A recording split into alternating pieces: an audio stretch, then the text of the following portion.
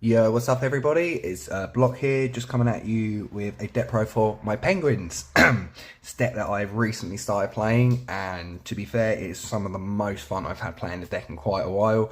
So I am really glad I can bring this deck profile. And of course, don't forget to like and subscribe. And of course, let's crack on with the deck profile. Now up first, we have got 3 of the Penguin Squire.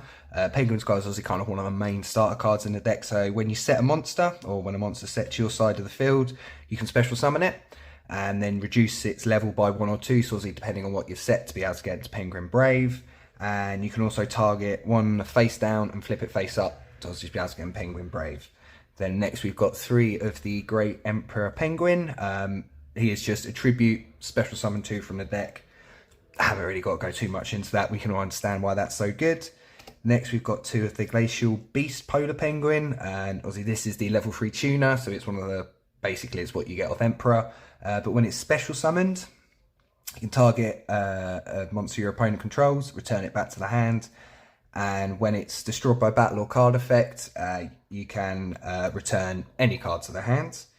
Then next we've got 2 of the Penguin Ninja and 2 Soldier. I'll kind of do these 2 together, they sort of do the same thing. So obviously Penguin Soldier, the OG, obviously can flip return monsters, and Penguin Ninja does traps, and it also can set a Penguin Ninja, a Penguin monster on your field. And next we've got 1 of the No Penguin, which is like one of the best cards in the deck. Everything that gets returned turns into a banish, so it's a double banish for monsters, double banish for spell and traps, and when you you can special summon it from the graveyard as soon as you activate a penguin effect on field, which works very well with going into Brave. Then next you've got the 1 of the Puny Penguin. I like this little dude, he's so cute as well. And with this one, after it's been flipped face up and sent to the graveyard, you can special summon a penguin from the deck, so just a bit of recursion for us. And next I do run the Ice Shade. I run a small sort of Ice Shade engine in here as well. And this is Ran. And obviously with Ran, you discard another water to special summon, and then you special summon a level 3 token, locks you into waters, but immediately it gives you a level 10 synchro on the field. Then next we've got 2 of the Tamora. Obviously works very, very well with the Emperor Penguin, and just being able to special summon out a water from hands. Then another engine we've got, of course, we've got Deep Sea Diva, and to go with the 1 of the Guitar as well. And obviously with Guitar, when it's special summoned, you can banish cards from your opponent's top of their deck up to the amount of waters you control. So obviously if you're just doing it off Deep Sea Diva, it's always going to sort of be a minimum of 2. And then just to round the monsters out, I've got 3 Ash and 3 Droll and Lockbird. Obviously these are just kind of my hand traps of choice, but obviously you can sort of put whatever you want in, whatever you feel is best for you. So that is all the monsters. And then next we're going to move on to the spell and traps. Slide these out the way. There you go, so onto the spells. I've got 3 of the Royal Penguin's Garden. It's a rotor on activation, and it can reduce the level of a penguin monster in your hand or on the field, so obviously being able to get into different levels of synchros on the field, or just being able to, the Emperor Penguin putting it to level 4, just being able to normal summon it. And of course we've got 3 of the Ice J Cradle, just to go with the engine, so that's why we only played 2 each of the others, because we've got the Searcher. I just found sort of running 3 of either was a bit bricky. And then we've got 3 of the Foolish Burial Goods, because we do play Ice Barrier, the Trap Ice Barrier in this, which literally becomes sort of a rotor for this deck. Finish off the spells, got 1 Called by the Grave. We don't like hand traps, nobody likes hand traps, and being able to target something in your opponent's grave sort of on other turns, even better. And of course then we've got 2 of the said Ice Barriers, so Ice Barrier kind of, it adds to hand, but it's sort of Foolish Burials, then you can add a water to hand. So of course you can literally sort of send something like Squire and then add it straight to your hand. So that's the extra deck, that's 40 cards. And then next, that's main deck, sorry, and next onto the extra deck, we have got 3 Penguin Brave. 3 might seem a lot, but to be honest with you, there's quite a lot of leeway in this extra deck. So to be honest with you, in playtesting, I was playing 2 there was sometimes I did want the third in there sometimes, so I thought I've got the room, why not?